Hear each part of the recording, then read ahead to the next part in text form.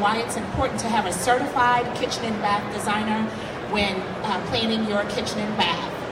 So we're going to go ahead and get started. I'm going to introduce our panelists today. We have Joel with Southeastern Under Deck, correct?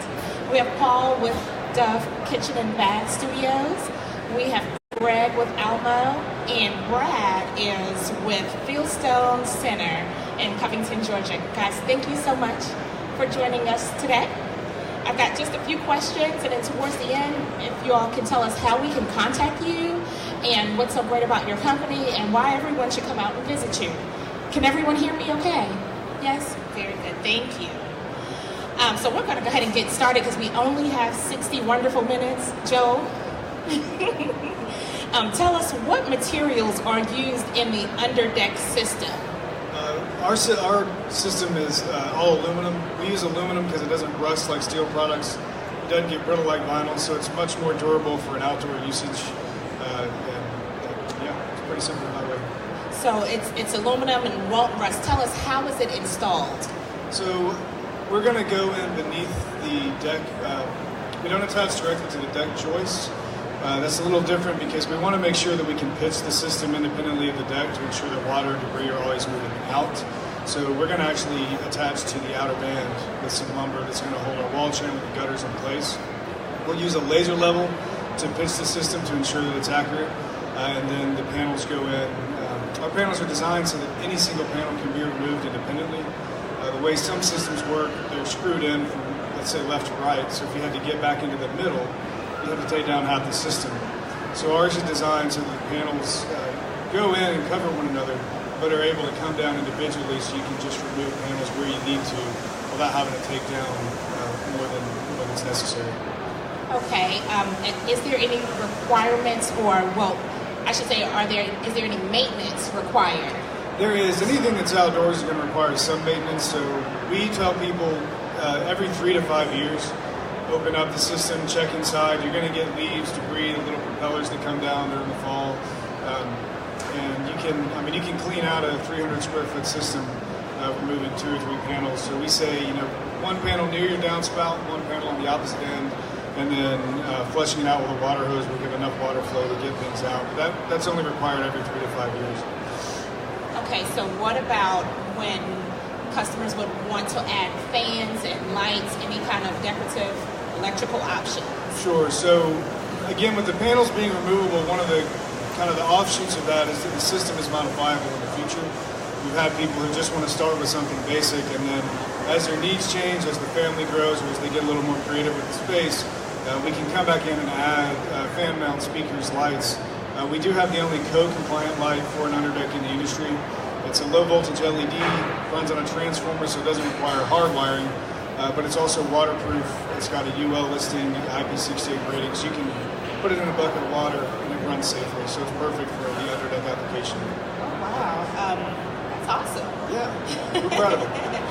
And lastly, when doing a total backyard renovation, what should we consider in terms of sequence? Like, what should come first, second, and third? The underdeck should be one of the last things that you do. Really, the only time we want to come in before somebody is if you're going to be finishing off your posts, anything like that. So that if you're doing stone or if you're doing Trex wrap or something like that, you can wrap up to the bottom of the system and put crown molding or whatever you want to finish off the space. It just looks a lot cleaner than if we come in after everything's completely done and we might have to modify it, but you spend a lot of good money making it look really great. So if you want to, just to keep it looking finished and intentional, it's one of the last things that goes in, but when you're doing your very finishing touches, that's when you want to come in right before. Also want to consider if you're doing concrete or stone, the water on the downspouts is going to come out. So also be aware that you may want to have piping done into the ground so that the downspouts can go underground rather than on your new stone or your new pavement. So things like that we're happy to come out and talk it over with you. It just depends on the scope of the project. Absolutely. So do you only service the state of Georgia or are you Southeast? We are, Southeastern is the name. We do cover 5 states. Obviously the metro Atlanta area is our biggest market. We go up to Greenville, and then Chattanooga, and there's some overlap in North Carolina, and they also go to Alabama. We do a lot in North Georgia as well. Some people have their home here and they have a mountain home or some other place, and so we've more than several occasions done someone's primary residence and then their vacation home or whatever. So we'll go wherever you want us to come.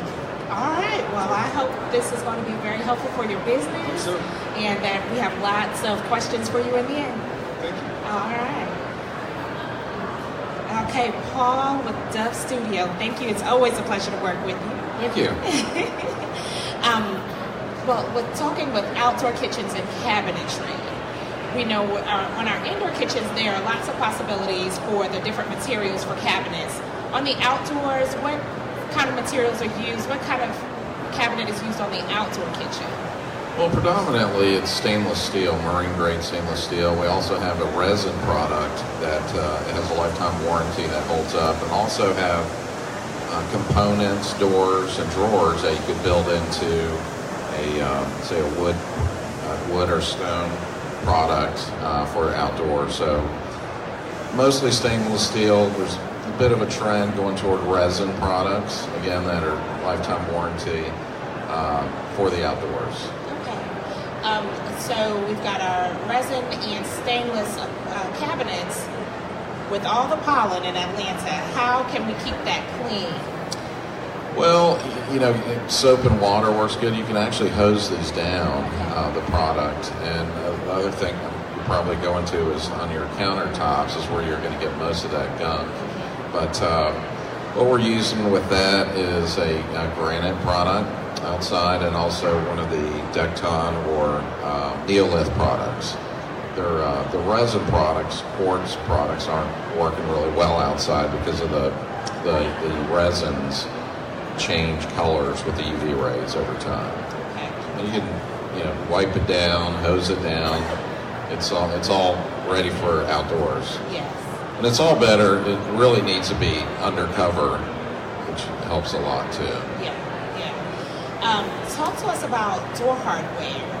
Are there different types of door hardware that can be put on the cabinets, or would you just stick with the stainless steel?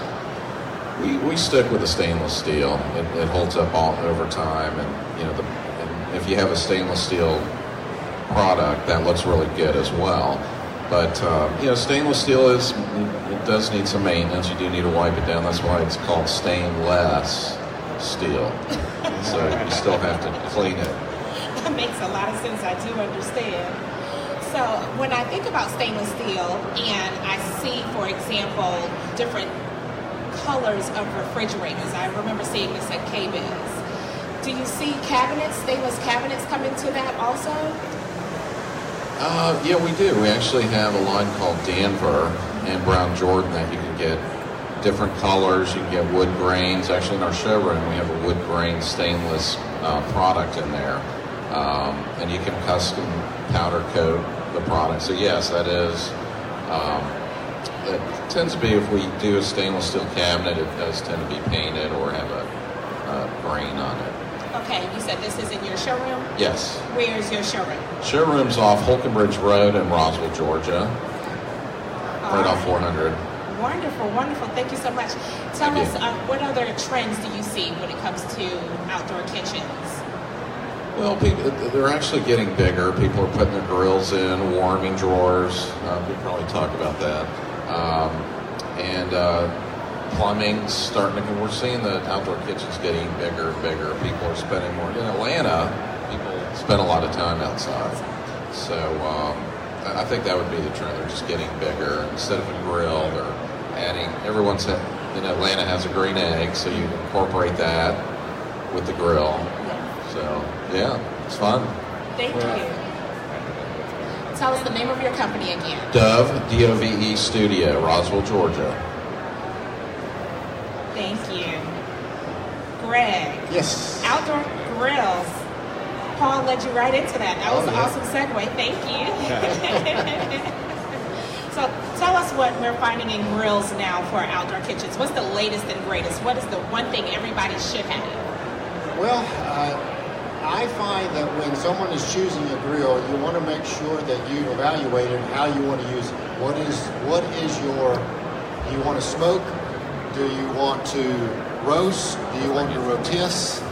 And are you the guy that wants to have that seared steak, the caramelization that we all love at a high-end steakhouse, those kind of things.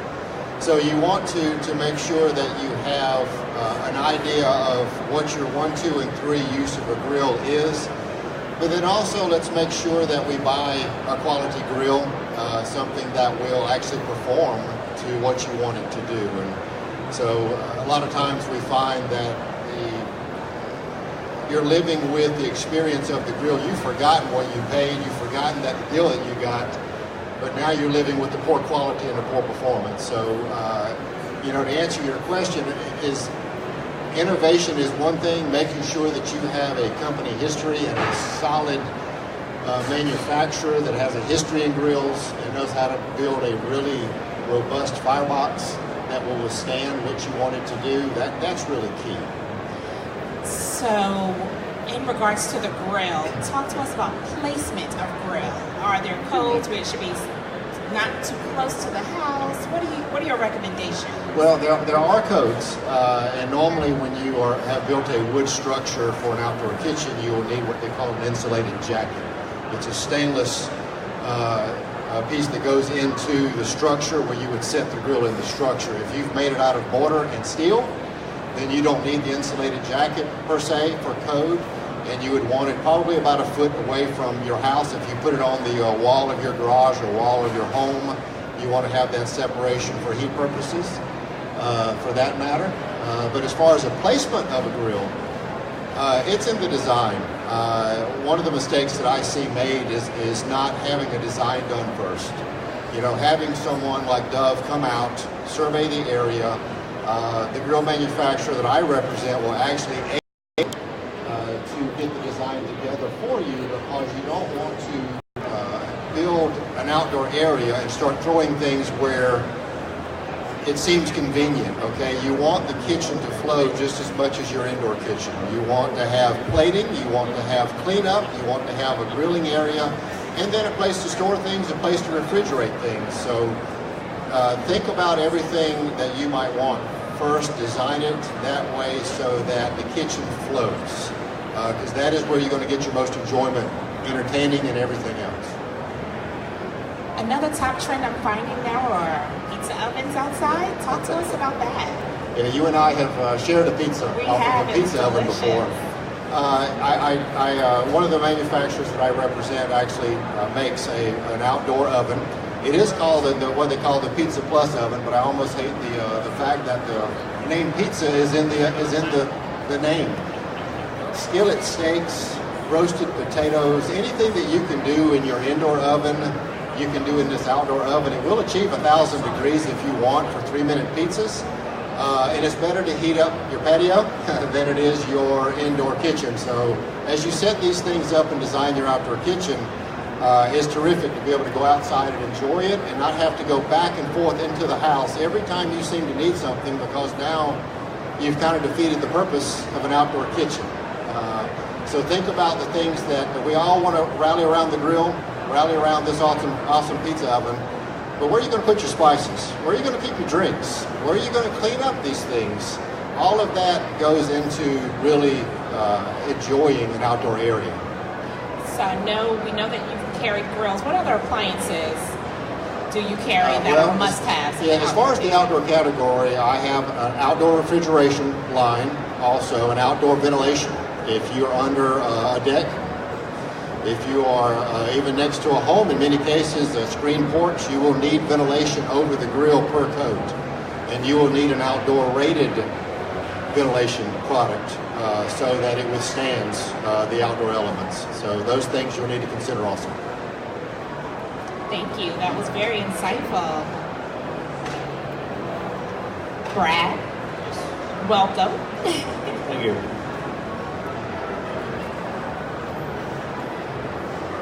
Okay, talk to us, if you will, the difference between manufactured or cultured stone versus real or natural stone for outdoors. Well, the cultured or the manufactured stone is basically a colored concrete poured into a mold, and we actually we actually cast the molds from real stone, so your texture, your shape, and all that is exactly the same. And then we can do different colorations or highlighting colors on it. And of course, your natural stone is quarried straight from the ground, and it's either put up in its full thickness of 4 to 6 inches, or in the case of an outdoor kitchen, in most cases, we do a thin veneer, which we actually saw the front face and the back face of that stone off and get 2 square feet out of every one. And it's only 1.5 inches thick on the outside of the outdoor kitchen, leaving you more space inside for storage and whatnot. Okay. What about price comparison? The concrete compared to your natural quarried stone? Your manufactured stone is going to be a little less, and in most cases it might be $3 a foot, so square foot less than the natural thin veneers. So it's a little lower price point than the natural. And your natural thin veneer is per square foot is about the same price as your full thickness veneer, but your labor is probably $1.50 or $2 less per square foot because it's much lighter and easier to put up. You can put more of it up per day. So your savings on the thin veneer will be in the labor end of it versus on the material itself. Okay, so then tell us, would you say one was better than the other? No, like I said, it's a colored concrete. They're both very solid. They're both going to be there long after you and I are gone if it's put up correctly. So the longevity's there. They're both. It's really just the price point and or the aesthetic, what you're looking for, what you prefer to look at. Okay. So in regards to colors, we know that natural stone, can have lots of variation. What color trends are we seeing in the outdoor living space today? Well, over the last several years, it's been kind of a buff, brown, earthy tones, and we're seeing in the design a lot of more gray tones. So we've actually been looking and have brought in some new stones from around the country in the medium and dark and gray and blends of those, and to satisfy that need or that demand. Okay. How do we keep those clean?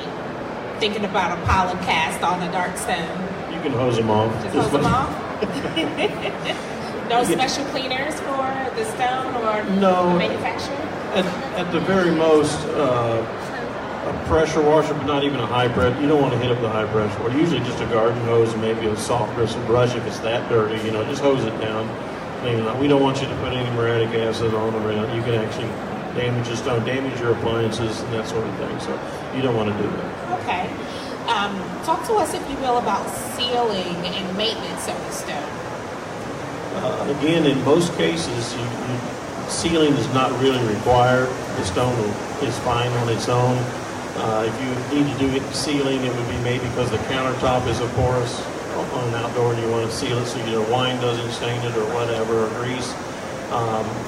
If it's a patio area, what you're really concerned about is usually the grout joint or the mortar joint. That's what will usually fail, or where the maintenance might be. So you may want to seal for the mortar joint versus the stone.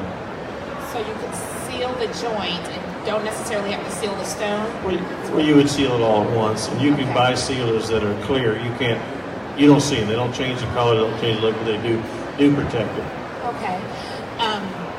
One question I'm thinking of while you're talking also is the change in weather. How does going from hot to cold, that we have a lot of cold days, but how does that change the stone, if any, at all?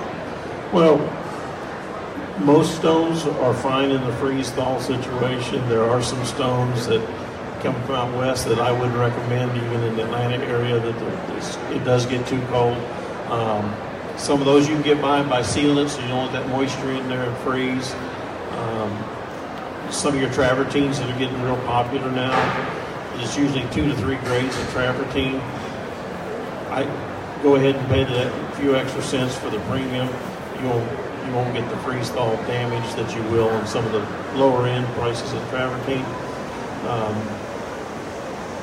But for the most part, stone is fine in freeze-thaw. You have to take into account if you got a large patio, you've got expansion joints every 15 feet or 20 feet. Because if you don't put an expansion joint in there, God will later, you may not like where he puts it. It's going to crack if you don't put the expansion joint in the right place. I understand. Okay, and lastly, would you say that the stone is more environmentally friendly or more like a green building product? Yes, natural stone's kind of the first green building product ever, going back to the caveman. So it's a natural product. There's some energy used in excavating and getting the stone out, but stone lasts forever, so its longevity trumps all that. We were talking earlier, you see a house, it used to be a house out in the field, there's a chimney still standing. The house, everything else is fallen away and is gone, but the chimney's still standing, and you could literally take that chimney down and reuse that stone on a new project if you want to. So stone's forever. Absolutely. Thank you so much. That was very insightful. Thank you. If each one of you would then take a turn to tell us where your showrooms or offices are, how we can get in contact with you, and then we'll take questions from the audience. We're out in Covington, Georgia, right off I-20, Fieldstone Center. It's we got 9 acres there of stone out available to look at. We've got a showroom with fireplaces, fire pits, flagstone walkways, patios. We've got 3 fully functional fireplaces, 2 fully functional outdoor kitchens for you to look at and to pick your stone, pick your materials. Do you have a booth here today where we can come visit? Yes, we're on 1300, booth 1330, about in the middle of the room. My name is Greg. I am the distributor for Alfresco Open Air Systems, and so we do not only grills but all of the products that go with it. So I am the support mechanism for the dealer network here in Georgia and some in Alabama. So any questions on projects, I'll be more than happy to speak with you or let you know where you can go find my products or any dealer that would be more than happy to take care of you at that time. Paul Castell, Dove Studio. We're 400 north off Holcomb Bridge Road going east. We have 2 outdoor kitchens that you can see, several lines of appliances and different surfaces you can look at. So we have it there to look at. And I'm Joel Mooneyhan with Southeastern Underdeck. Our office is located way, way up in Buford. You actually have to get up to 985 before you get to us. But we just set up a new shop with, our business is growing, so we've expanded our operation. So we're happy for you to come by, take a look. You can see how it's all done, how it's made. We have a booth at the show. We're on aisle 1100, kind of in the middle. That's 10 by 20. We're happy to set up an appointment for you and come out and take a look. Thank you guys so much. Any questions in the audience today?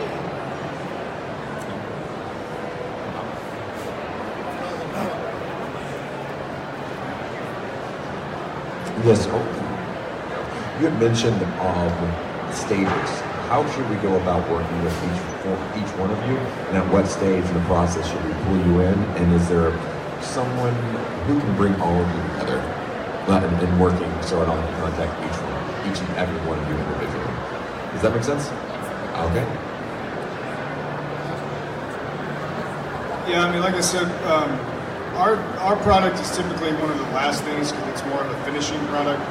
It will keep that area dry, but I mean that area, as far as we prefer to be one of the last things because if you're bringing in stone and if you're bringing in appliances, it's easier for us to work around that than it would be, if somebody chips a stone or if something happens that damages the system. So we like to be one of the last things, and we're happy to work with your contractor, with your builder, to kind of help sequence those things out. So.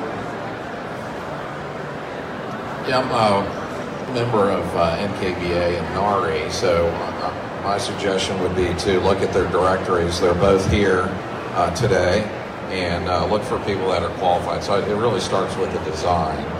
So whether you work with a kitchen and bath person that does outdoor kitchens or a landscaper that does outdoor kitchens, because really depends on the scale. If you're putting an outdoor kitchen on a deck, it's different than creating space with stone and having to cover it and then figuring out the design of the kitchen. So really design, get an idea of scope for cost, because they do tend to cost a little bit more than an indoor kitchen per linear foot, because they're built to withstand the climate.